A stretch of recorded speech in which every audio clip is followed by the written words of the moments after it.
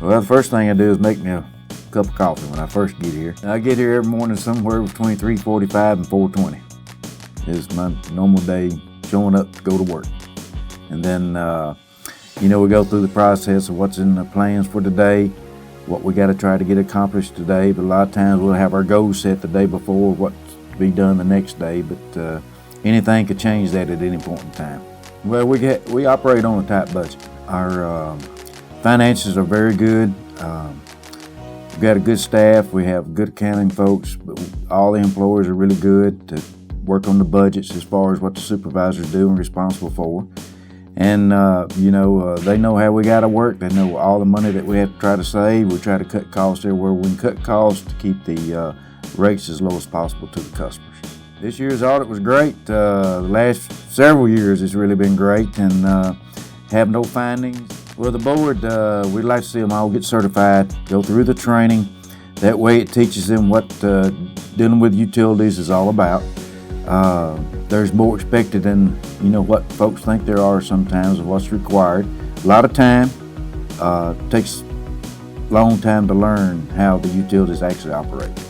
FPU's customer service is very important.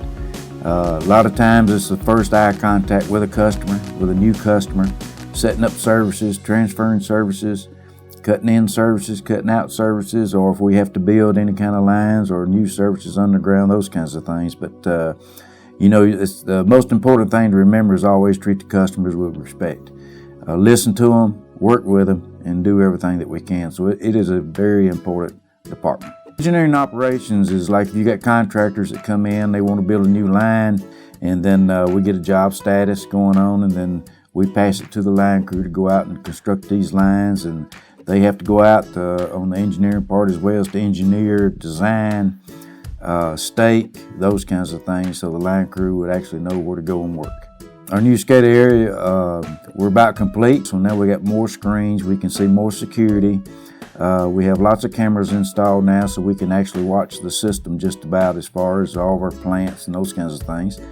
And we got the weather back there, then we got all of our substations listed on the SCADA that you can actually sit there and operate and see when the outages come in, and now all of it's played with a new AMI system on the meters. We have somebody answering that phone 24 hours a day, 7 days a week, and we owe that service to our customers. The history with the electric department of my time here started back in 1977, pushing right at 42 years, a little longer than 42 years, a lot of changes.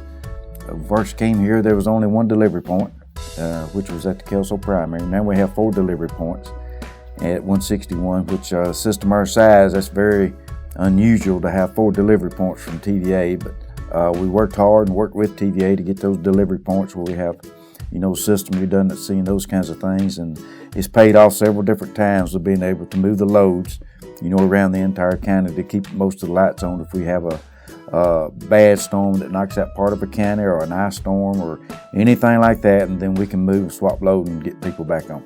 Yeah, we send on storm help, we get a request from the statewide, which is TECA, and then we also sometimes get a request from TVPPA.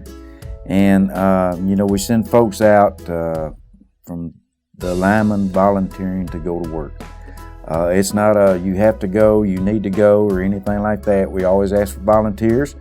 If we don't have volunteers, we won't send anybody, but the nature of the line crew back there is they want to help, they want to restore power. We know how it is when you don't have power, it's people in need, especially when you're out several days, and you just need all the help that you can get, especially on some of these last few storms we've been on this year. I talk about telecom, the business that we're in today of offering internet, broadband, voice over IP, cable TV. From when we started back in 1999, it's really been a lot of changes. At that time, off air was free. Now those stations are one of the highest stations you pay for per subscriber. You have to be prepared for the future, the direction that we're moving as far as broadband, because it's all going to be internet-based long term. On the natural gas side, we've been very busy. We're picking up customers, and it plays a big part as far as heat or what people use to heat things, like with the Copperwell Industrial Park with Frito-Lay and TMD and those parks as well. So we got to stay on top of that and try to provide that rate as cheap as possible to those customers, with the use of how many decatherms that they could be using in the processes that they go through. On the water and wastewater side, we've made a lot of improvements. Past few years, we have spent better than $40 million on improvements. We've got right at 400,000 linear feet, actually, that we've replaced or put in the ground or upgraded. Built a new water plant. We have a biosolids on the wastewater side as well with the membrane filtration plant. It's high technology. Get better water, catch more things through the way that it filters now. And the way that the state's coming down, they're requiring you to treat more as it comes down the river because that's where we get our water supply from. But overall, as far as water and wastewater, again, we made a lot of improvements. There's a lot more improvements to make. We've only hit about 20% of the system, so we got a long ways to go. The wastewater side, as we mentioned earlier, we spend a lot of money on the water and the wastewater. Keep replacing sewer infrastructure as well as water on the old galvanized lines, and some of this system has been put in, in the 40s and 50s, and we have to keep improving. We still have to be aggressive on the wastewater side as well as the water side to keep replacing infrastructure. The siloed sewer plant was something that we put in for kill dust, and it goes into the biosolids, dries it out. It's like a lime to some degree, and we mix that, and then we turn it into what we actually call a fertilizer, and we stock it out there at the wastewater plant. And we're still doing some research on it of how it's going to help the farmlands that people come in. If they want to use some of it to try it out, they're more than welcome to do that. Our new meter system of the AMI is Advanced Meter Infrastructure. What it does, it notifies us of several different things at the customer location, and meaning by that, if it's a low voltage problem, if it's an outage problem.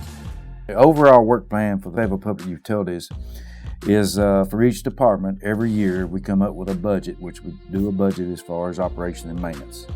And then we go into the part of where the capitals work plan comes into play, and then we go out and we prioritize what needs to be done for each department throughout the next year or 4 years or 5 years.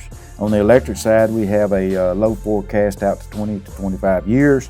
We also have a work plan that you try to go by, even though if we do it every 4 years, it can go out as far as 20 years of where we need to be at this point in time of how we grow, how we have the infrastructure needs, to be sure that we have infrastructure in place for all the utilities in case if something were to move in here.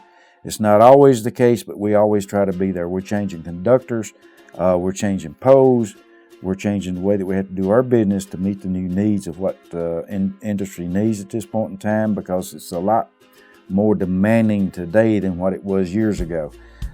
Same thing on the water side, same thing on the wastewater side. Gas and telecommunications, it's the same. Like I said, it's all new technology.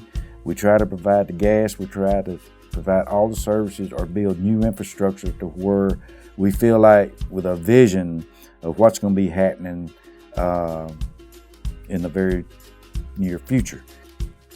You have to be sure that you concentrate and try to keep what you have now here. We meet with industry. We have a key accounts person, and we make sure that we communicate with those industries, see what we can do with programs, with test programs, voltage programs, all those kinds of things to help out industry and let them know how important they are to this community. Just like all of our customers are very important. But when you got industry in here, you got jobs. But we try to do everything we can to help recruitment, to see what we can do as far as building infrastructure, what will it take to get you in here, those kinds of things. And we've been very good at that. And I see further down the road that we will get better as time goes on, because you've heard me say what was good yesterday is not good enough for today. You got to keep improving every day to get industry in here to get jobs. Okay, we have a monthly squad meeting. That's where I have the supervisors that come in, and we meet and we discuss, so that way every supervisor knows what's going on in every department.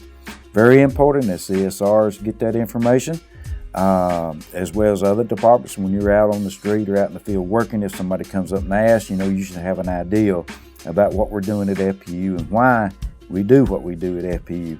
That way all the employees can talk and with knowledge of telling that customer what's actually going on, and this is why we do the things that we do. Our communications department, with marketing, and we have the Tennessee Magazine, we have the news tap in-house, and which is very, very important because we learn about each other's family, because it is a family atmosphere at FPU, and we want to be involved. Safety at FPU is the most important thing. Our jobs are very dangerous. You have the gas and water and wastewater that's in ditches all the time. You have electric that works 90% of our work that's done. The lines are still hot to try to keep from having a power outage to the customers. But all jobs, even inside as well, is all dangerous. And we have to go through the safety portion of being certified from TVPPA and within our ECA. And we do have a safety director on staff. We do a lot for the community. We're very proud of what we do for the community. You've got several schools, anyway from grade schools to middle schools to high schools to private schools and those kinds of things. And you got a lot of sports programs, and we believe in supporting the kids of Fayetteville, Lincoln County. We try to give bicycles out to kids. For our grade schools, we try to sponsor the basketball programs, baseball programs. All these programs now, is very, very important of what we can do to support the youth because they are our future. We talk about the service commitments that we have where we deeply clothe our kids, just like the food drive where we have the canned items that come in and those kinds of things. So, and we have a lot of participation from the employees as well, but we have several customers that bring all these items into FPU to help support the community. We participate in the Heart Walk and the Relay for Life. We have great participation. As far as like everything else, it's all volunteer from FPU, to participate, but we try to have a good showing. And again, and that tells how much we try to support the local community. We also have a seven-member student utility board. And with that, we try to teach those students that what operates at FPU, what it takes to operate at FPU. And they're just amazed not knowing everything that we actually do here. And they get a small piece of it. It's not something that they're exposed to in a large quantity, but they are very, very amazed, and changes their mindset somewhat of what utilities actually happens here, what you have to do, what you have to look out for, and what you're responsible for to the public. And we have the Washington Youth Tour where we can send kids off that we keep supporting to learn more and get involved. And like I said earlier, that these students are our future. You want them to come back to Fayetteville, Lincoln County, and be supportive, show good leadership, and we hope that we're providing some of that.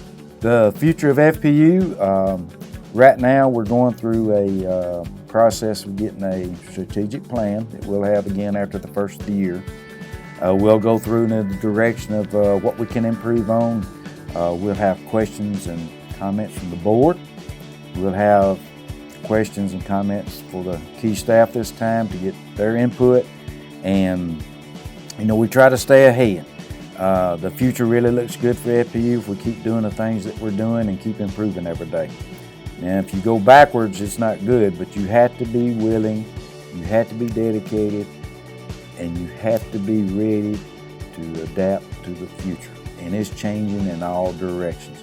And it's not only on the things that's happening out there, it's the people. They demand more these days.